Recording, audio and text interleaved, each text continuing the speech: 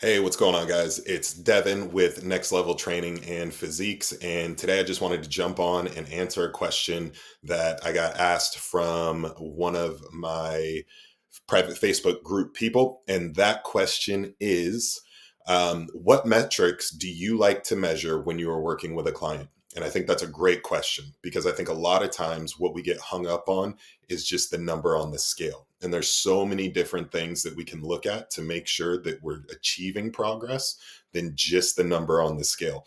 So I'm going to walk through the top three or four metrics that I look at that have nothing to do with the number on the scale. And these are in no particular order. So, number one is energy. How do you feel? When somebody goes into a fat loss phase, a lot of times when I see them, they're already very low in calories. So many times I'll try to reverse them back a little bit, get energy up, get hormones up, get the metabolic rate moving or their metabolism moving a little bit better. And I want to make sure that their energy is in a good spot so that when we go into a fat loss phase, or even if we're already in a fat loss phase, I want them to be able to function at the highest level possible.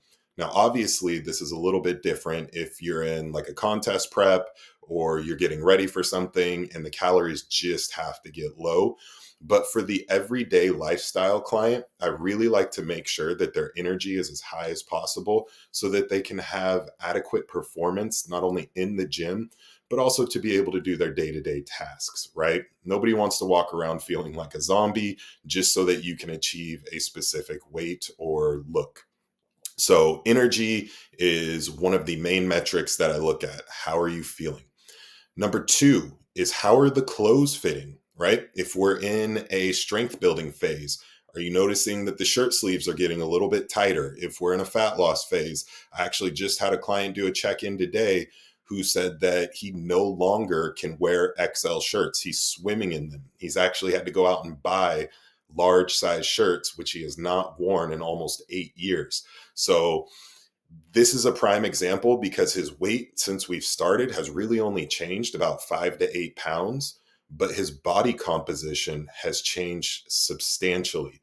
So, making sure that things like, your belts are starting to get loose, or your pants, or your shirts, how are your clothes fitting?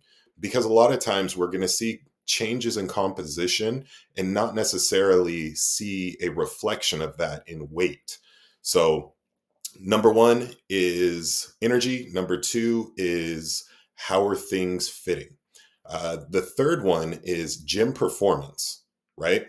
Are we increasing, decreasing, or relatively staying the same in the amount of weight that we're moving in the gym? And this is a great one for a lot of the clients that I have that are looking to put size on.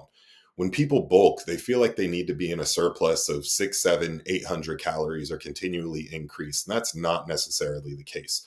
You just need to be in a surplus. So if you're 150, 250 calories above what your maintenance is, you can still put size on and make great improvements in the gym.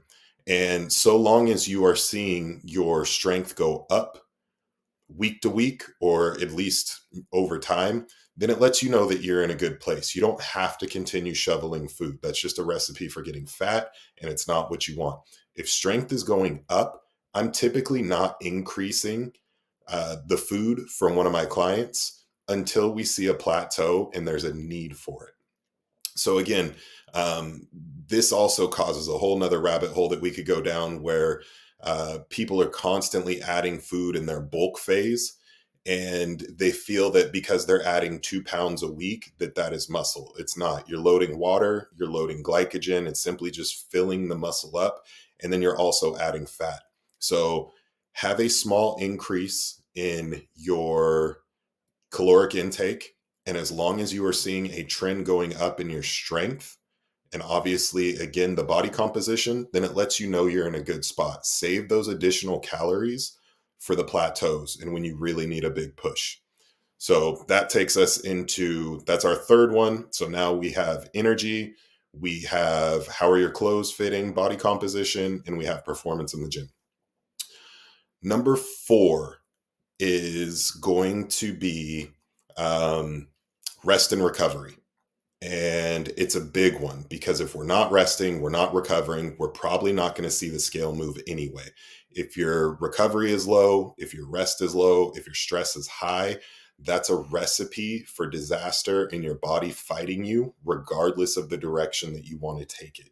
So, a couple of things that I like to implement with a lot of my clients is making sure they're getting adequate sleep, making sure that stress levels are low within reason. Obviously, we have jobs, we have families, kids, things like that. And there's some things that are just simply out of our control, but utilizing supplements like ashwagandha, KSM 77, MPA cortisol, just a lot of different, magnesium is another good one, utilizing what we have available to us to be able to get adequate sleep, adequate rest, and adequate recovery. Making sure that we're taking deload breaks in the gym, or maybe even just lowering total volume for a couple of days or a couple of weeks. But just making sure that the body is able to get that rest, which brings me to another client that I had where weight was not really budging. We took 3 or 4 days off from the gym. Everything else stayed the same. Nutrition stayed the same. His steps per day stayed the same. We simply just took 4 days, 3 or 4 days off from the gym. Weight dropped 4 pounds. So a lot of times the body just holds stress, it holds on to things. And then the minute you give it that break, it can actually do what it needs to do.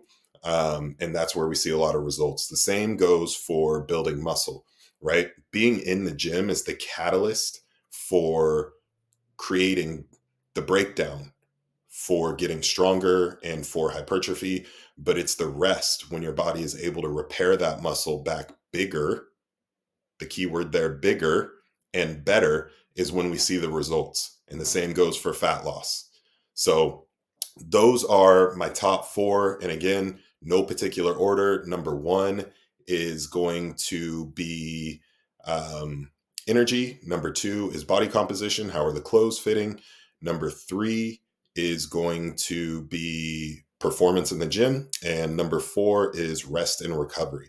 So, again, those are four metrics outside of the number on the scale that you can measure to let you know if you are on track for making the gains and goals that you want to achieve. So make sure you guys follow, subscribe, like. Don't forget to share this. And if you have any questions or any topics you would love to see me cover, feel free. I would love to answer your questions. For everybody that is looking for great supplementation products, go to www.getgforce.net. And if you want any inquiries in training, you can go to nxt-level.training, or you can find me at nxtleveltraining39@gmail.com. So that does it for today's episode. I hope you guys all have a great day, have a great weekend, and I will catch you on the next one.